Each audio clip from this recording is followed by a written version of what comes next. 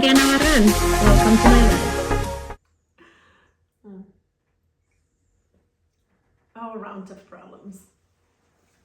This is one of the reasons probably that I love Roundup so much. There's something always coming up.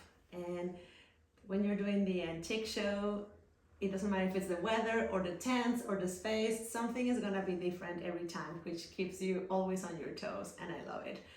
I just did the walkthrough of the space where the dinners are gonna be, and last year when we hosted the dinner on the hayfield, we did it outside. No tent, nothing. We just had beautiful weather and they were perfection. But this year, or this spring, we're hosting 2 of them. And we kind of assume we cannot get beautiful weather every single time, so we got a tent. And I just saw it for the first time. I did my walkthrough with Stephanie from Blue Hills and Kaylee from the Bloom Bar. And it's a great size, but it has one little detail that I don't love. The company that put the tent up made kind of like 4 sections to make a very massive tent. And 3 of the sections we're going to be able to open them up.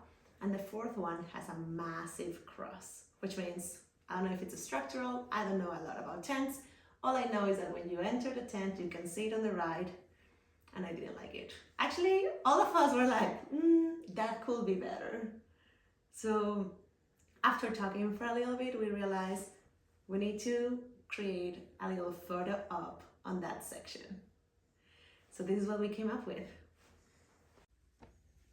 Okay, so we're here to find solutions. The show starts in 4 days, so whatever we decide to do will have to be done in-house or by me. So I'm a maker. I love making pretty things, and because of that I have a lot of materials always available at home and at my studio. I love going to estate sales, and a few years ago I went to this beautiful house that had so many samples of fabrics, and I found them a new home with me. I have decided that for the next few hours I'm gonna divide all of the fabrics into 3 piles.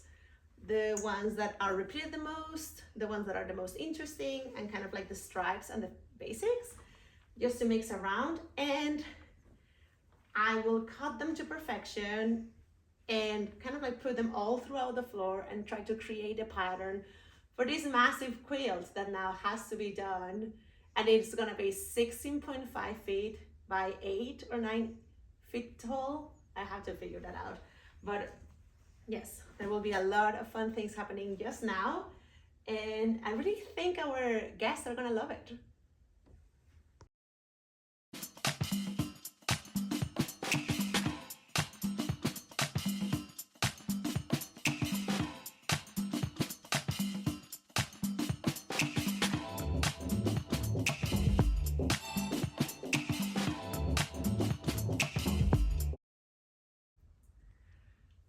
So it's the next day and things got bigger. So I worked through the night and I finished putting together the long piece that we're gonna use for the party, but I already had all of the fabrics out, and I thought it would be a beautiful accent for our tent. During the Roundup Antique Show, we have a tent where you can buy all our things, and you can also buy from other makers that we love. So I was thinking, because the door of the tent is in the center and then there's like 20 feet to each side, we could have like 2 panels that are the same quilt that will connect with the party. These squares will be like 8 by 8, which is kind of what I did around me. And I will put 1 in each side of our entrance so people can take photos, and it's a pop of color, and for people to know that everything that is inside is unique, handmade, and beautifully curated by us.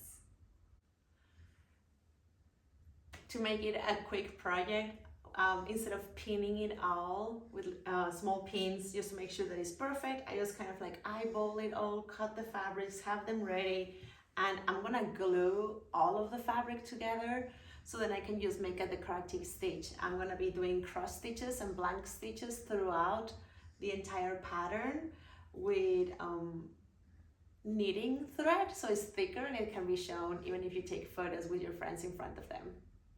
So let's get started. Let's see. I start from the center of the pattern and from there out to make sure that all of the designs are gonna be fitting perfectly. In here you just have to be one with the glue, and mainly is for placing the fabric, as I'm going to secure it with my hand stitching later.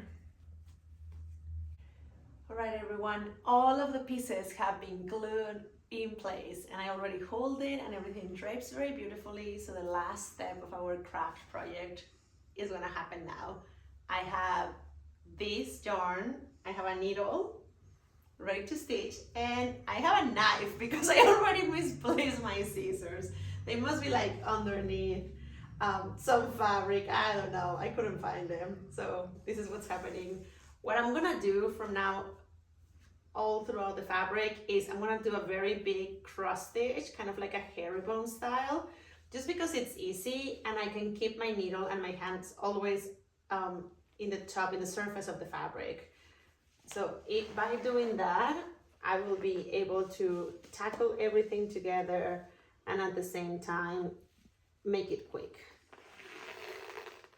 So it will take me a couple of hours, but this is gonna end up looking very pretty.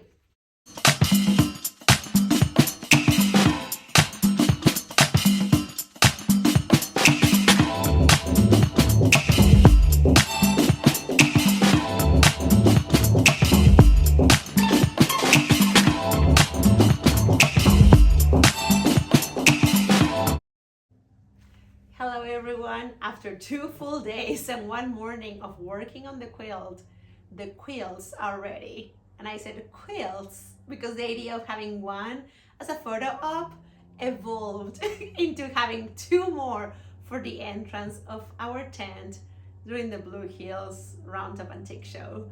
So they are ready. I will be taking them to Roundup in the next few days, and I will be sharing them with you once they are set up in their forever home.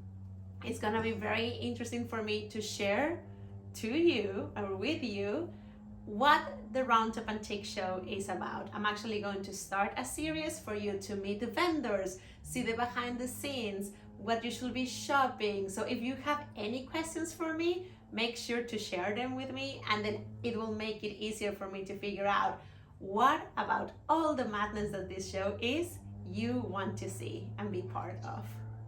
Remember to subscribe, and I will see you next time.